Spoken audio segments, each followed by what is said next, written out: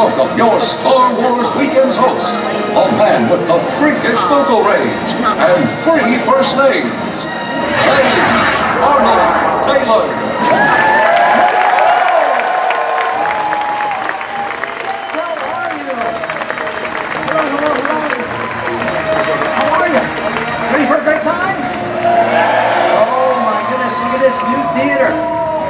Theater, new look. What do you think? We're all okay? We good?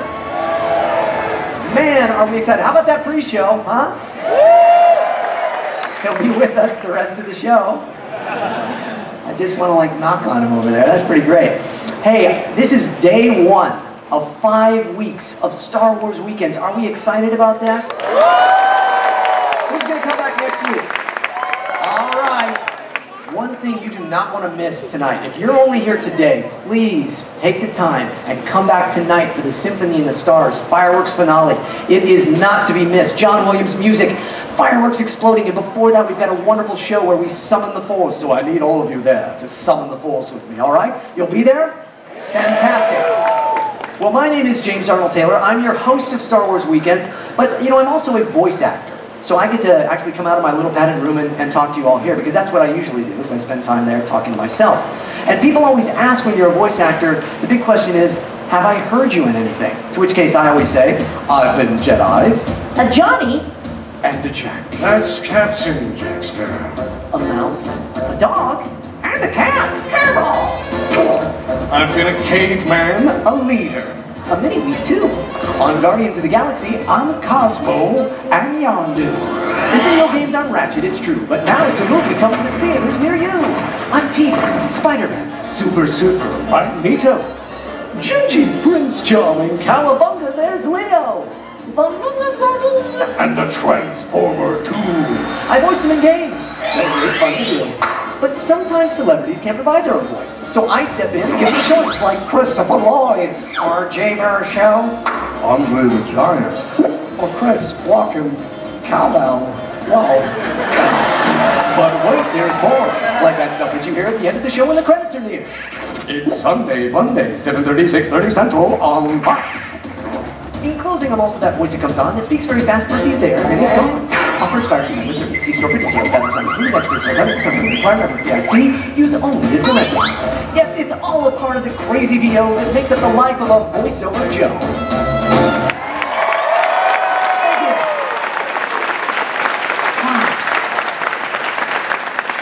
I love being in that little padded room doing all those voices. It's my destiny. It's my density. And I have a show here, right back at this theater, 7 o'clock tonight. It's called Obi-Wan and Beyond. Anybody seen it before? If you've seen it before, you're in for a treat because it's all lots of new stuff. It's got a new look, and you're going to be really enjoying it, I hope, because I'm going to do about 200 different voices. Tell you about my life as a voice actor. I hope it's entertaining, inspiring, and fun, and I hope you come back 7 o'clock right here, Theater of the Stars. Okay. Right now, though, I sense the Force is very strong here, yes? Do we feel it? I've got my red on because, you know, the Emperor is here. This is exciting. First time ever to Star Wars Weekends. Ian McDiarmid is here. We're going to bring him out in a second. You're excited about that, I know. And then we have a Jedi to balance things out, because you can't just have all the dark side there. We have Amy Allen here, Ayala Secura. This is fantastic, right? But before we go on, there's a couple other people that wanted to say a little something to you, so take a look at the screens.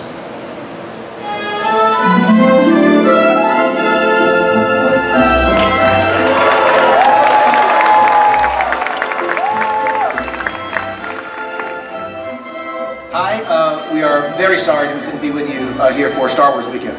We're right in the middle of finishing the movie. Not in the middle. I mean, we're getting there. Okay, yes, he's sort of close to being done. No, you're not. No, that's true. Yeah. All right. Well, obviously we can't be there with you, but we wish we could. And have a great time, and hopefully next time at Star Wars Weekend. And may the Force be with you. Indeed. Oh yeah. They're working on a movie? Is there a movie I'm missing here? What's this? Are we excited about that? Man, I am excited right now to bring out my first guest because she is again a Jedi. She is a fighter. She has a great story. She's a lot of fun. And let's take a look at this screen before we bring her out. Ladies and gentlemen, let's hear it for Amy Allen!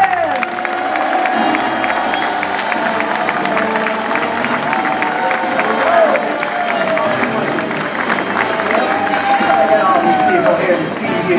Come on. Hi, everybody. Have a seat. Make yourself comfortable. Thank you so much. We're going to have fun. You have been to Star Wars weekends before, correct? I have, yes. 3 or 4 times before. Do you know? I can't remember. One of the This two, is my right? third or my fourth. And, yeah. But we have never been together. No. So this is exciting. This is exciting. This is pretty our great. first time. And look at all that. Look at it's your homeland there. Yes. That's pretty good, right? Yep. That's nice. Well, was. It was, yes. Oh, no, you went there. Okay.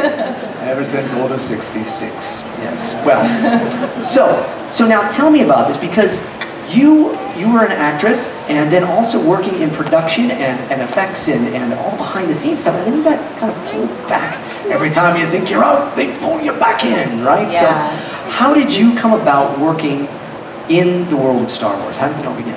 Well, I graduated college in San Francisco, and I was fortunate enough to get a job at Industrial Light and Magic. It was my first job. I was a PA. Wow. I was a PA on Star Wars.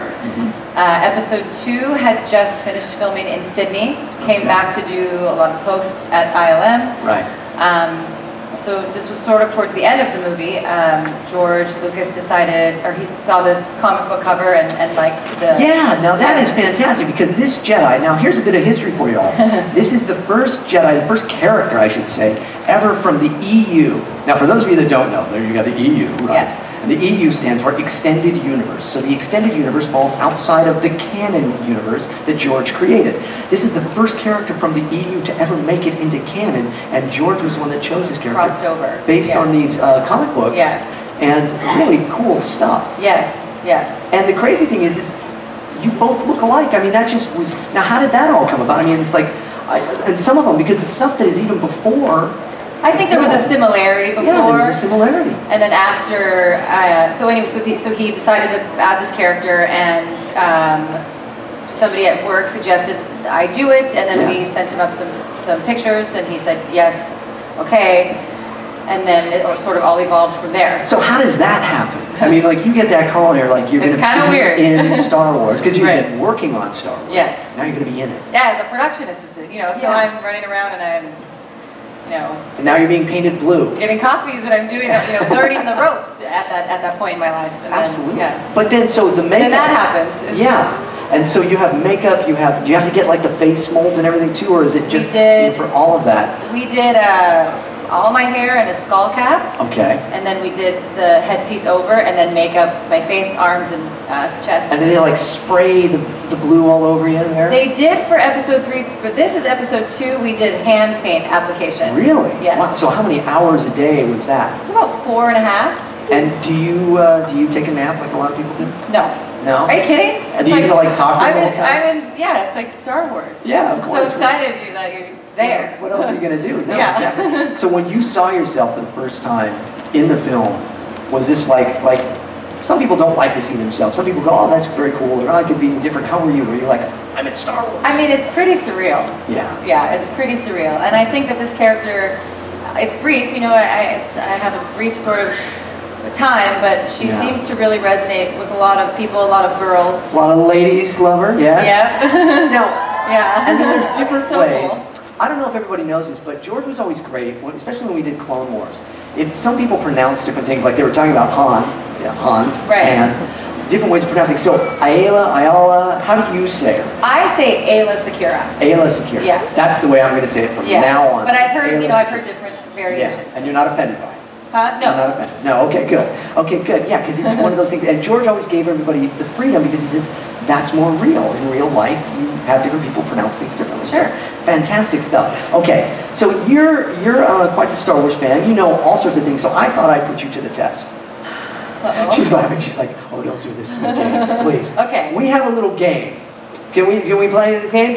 Let's roll a little thing here. Let's play a game. It's time to spin the Vader TIE Fighter. One.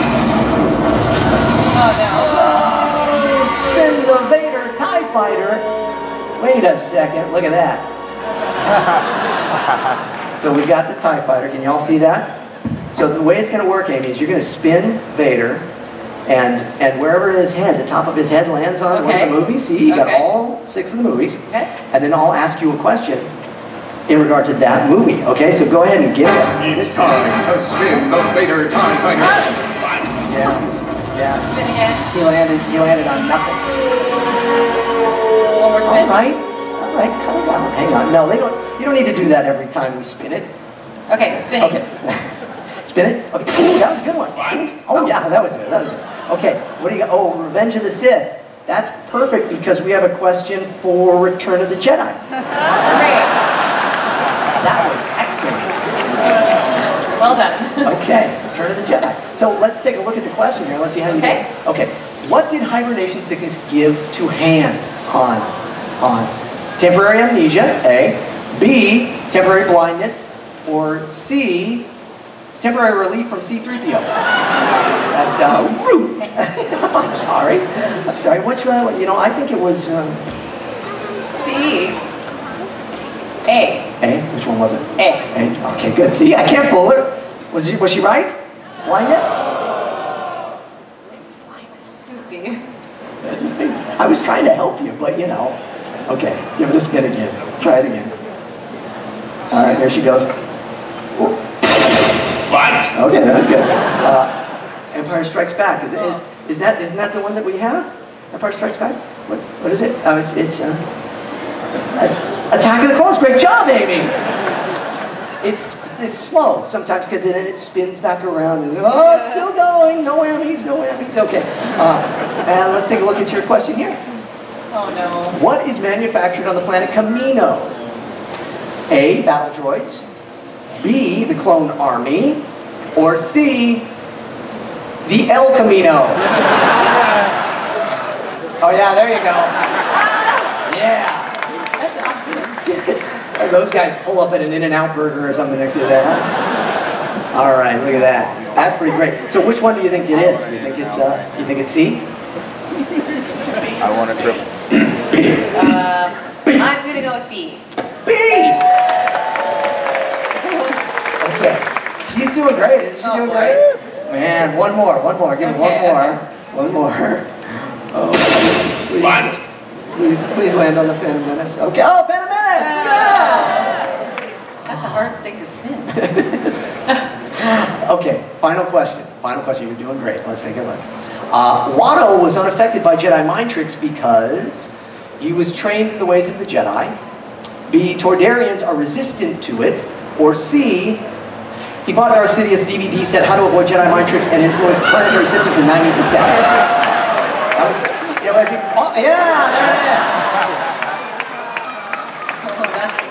it is. It is your destiny to buy my series.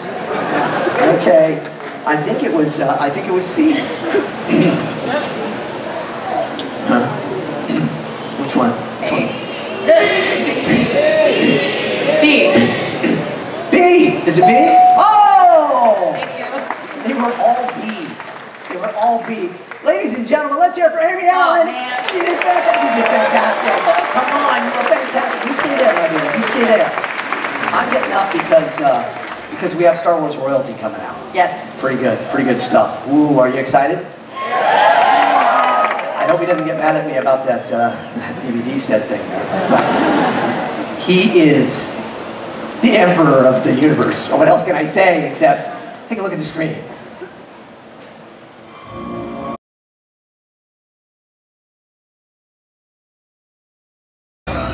Ladies and gentlemen, come on!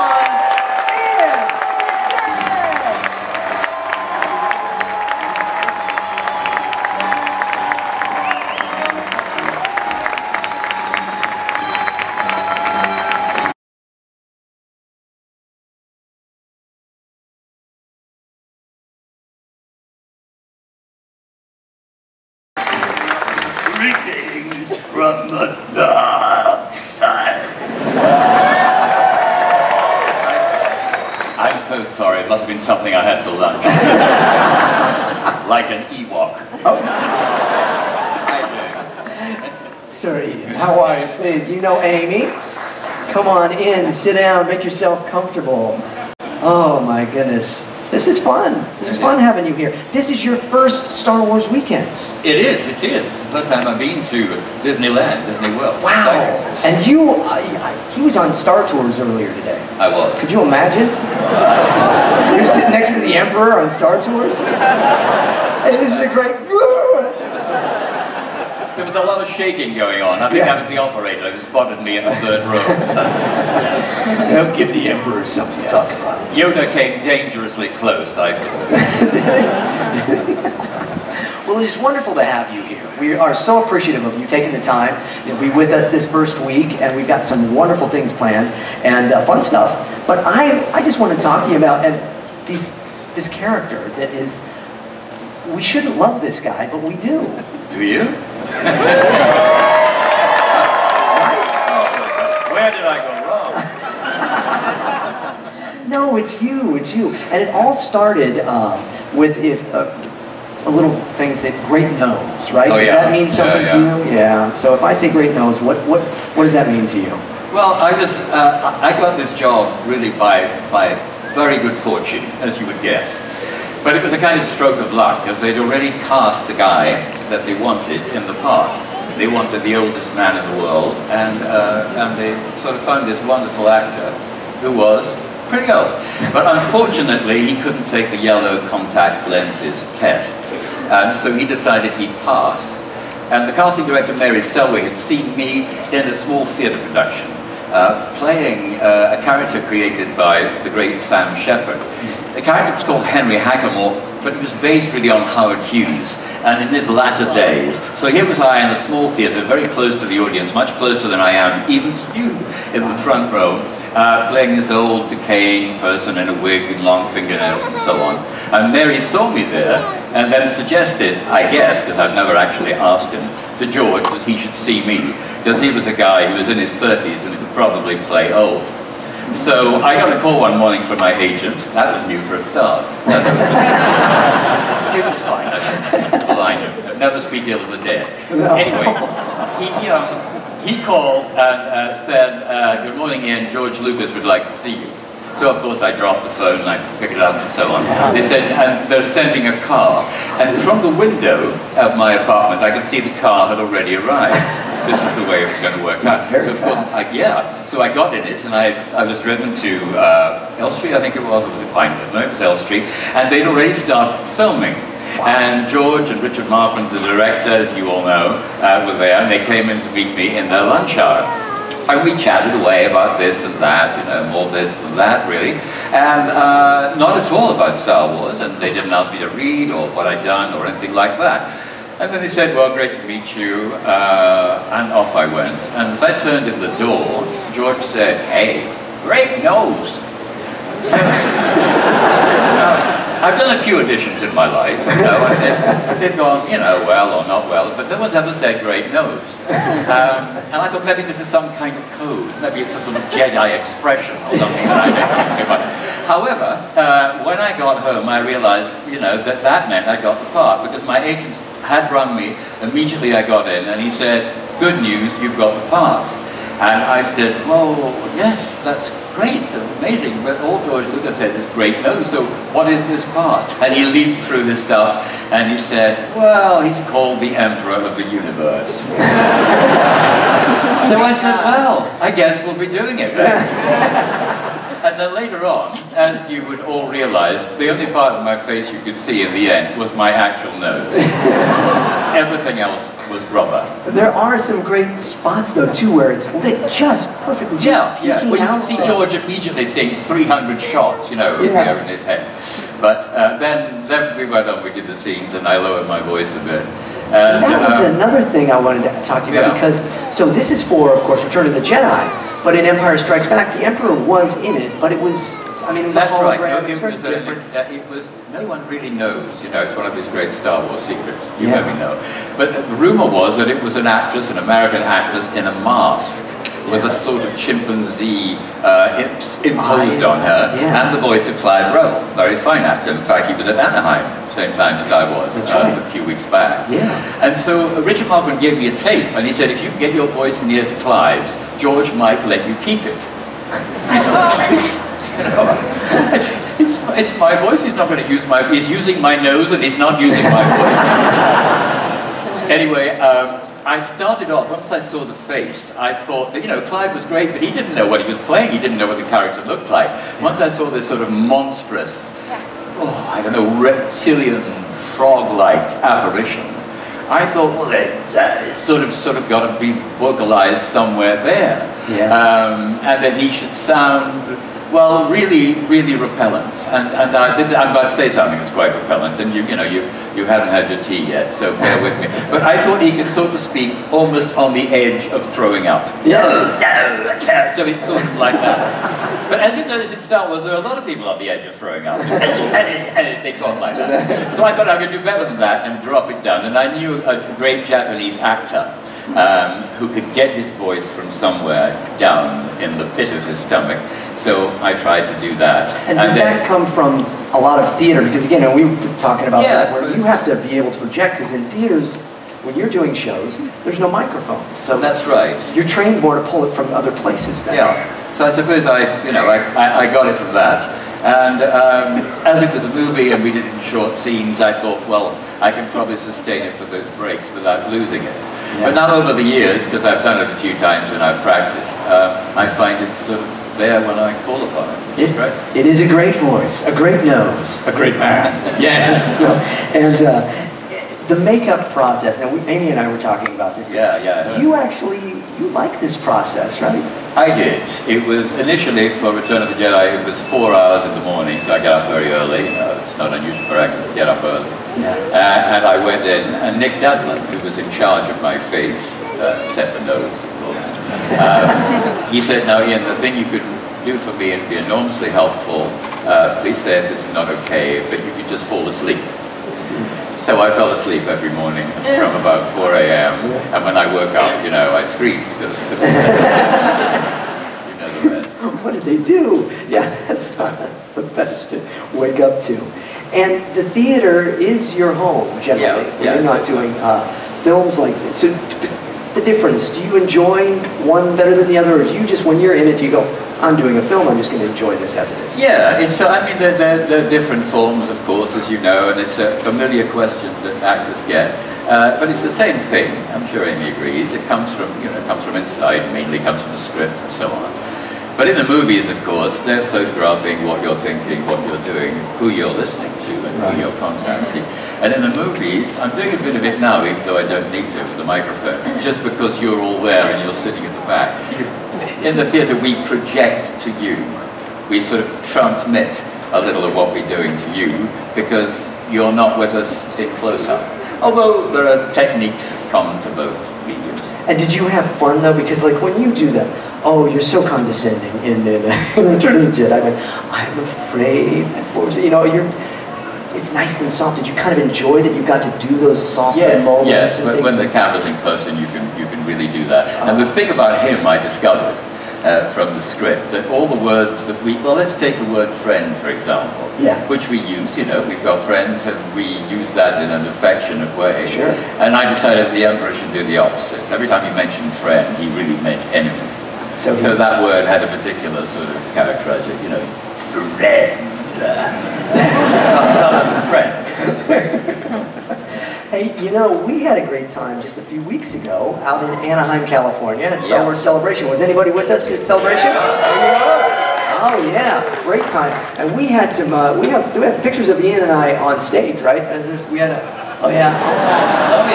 Yeah, that was one of my favorite moments with you. The Force was with me then. Yeah, any others? Oh yeah, there you go. That's good. Man, that was just because I asked the wrong question. That's why I'm treading lightly. That's right. Yes. Sorry. That's from Celebration 6 right there, and you actually were giving me a little lightning there. That's very kind of you. Yeah, look at that one there. Man. Oh, thank you. My mom is here. Yeah. So, you guys have been great, and I'm wondering, you know, if we could play a little something together. Is that all right if we do a little something together? Do we have a choice? You don't have a choice because now I'm in control. No, I can't. I can't do it with him. All right. I thought it'd be fun if we went inside the Akbar studio. What do you say? It's a trap! Oh, it's not. It's not. Okay.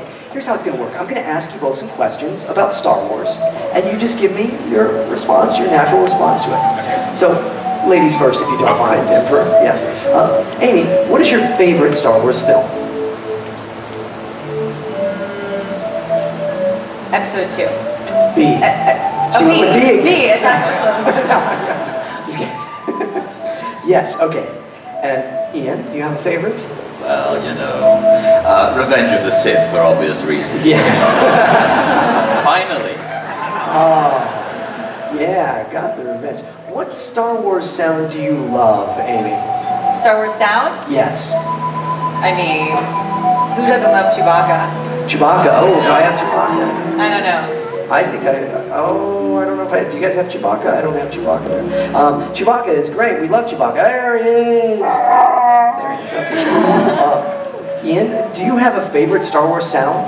Yeah, well, you can't conjure this up, I don't think. The transition from the voice of Hayden Christensen into the voice of James Earl Jones. Yeah!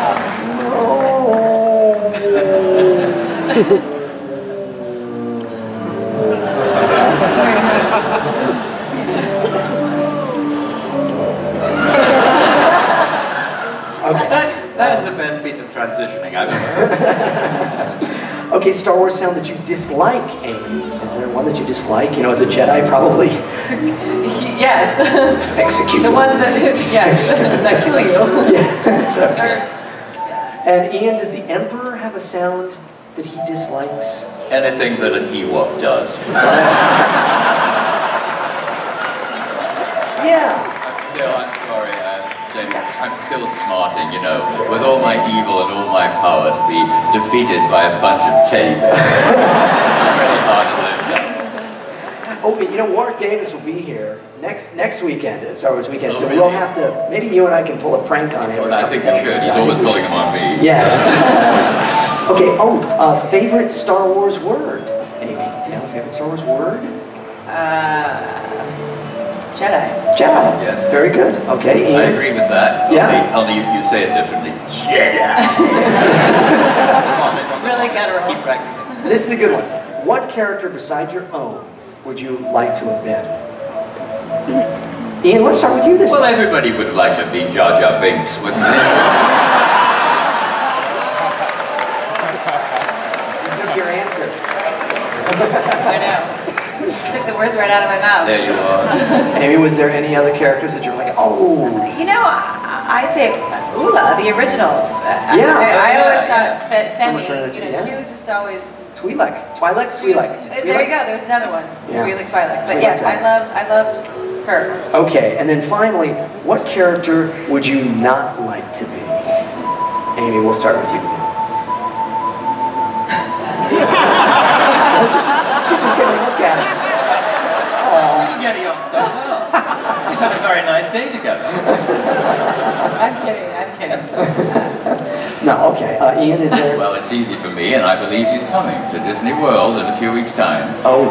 In the guise of somebody called Frank Oz, who I work with in another incarnation. But of course, Yoda. Give me a break. How would the Emperor say, because we never heard him say Yoda, but how would he say Yoda? Yes, I don't know. He wouldn't deign to use his name, I don't think. Yoda. Emphasis on the duh. Certainly not on the yo. No. Wow. Hey, we've had fun being inside the actor studio, but I think that It's a wrap. it's a wrap. Ladies and gentlemen, Ian McDiarmid. Let's hear it for him. Amy Allen, let's hear it for her.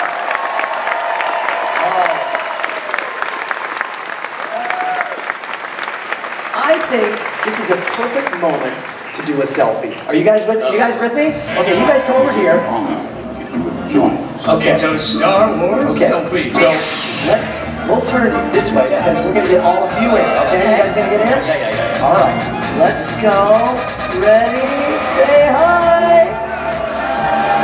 We'll get this over here. Excellent. Let's hear it for him, yeah. Go, go. Okay. Now, Ian, you may not be aware, but we like to always kind of end the shows with a little combination of Disney and Star Wars. And really, the only person, the only one we can actually think that is a great combination of both is, of course, ladies and gentlemen, Jedi Mickey!